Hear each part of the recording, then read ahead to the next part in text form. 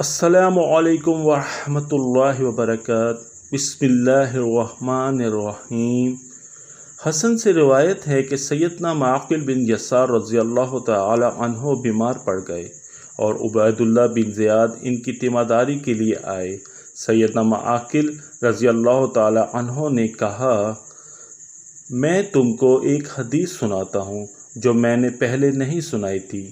میں نے رسول اللہ صلی اللہ علیہ وآلہ وسلم کو یہ فرماتے ہوئے سنا کہ اللہ تعالی اپنے کسی بندے کو رعایا پہ حکمرانی عطا فرمائے، اگر وہ حکمران اس حال میں مرے کہ وہ اپنی رعایا کو دھوکہ دیتا تھا تو اللہ تعالی اس پر جنت کو حرام کر دیتا ہے۔ ایک روایت میں ہے وہ جہنمی ہے۔ چینل کو سبسکرائب کرنا مت بھولیے گا۔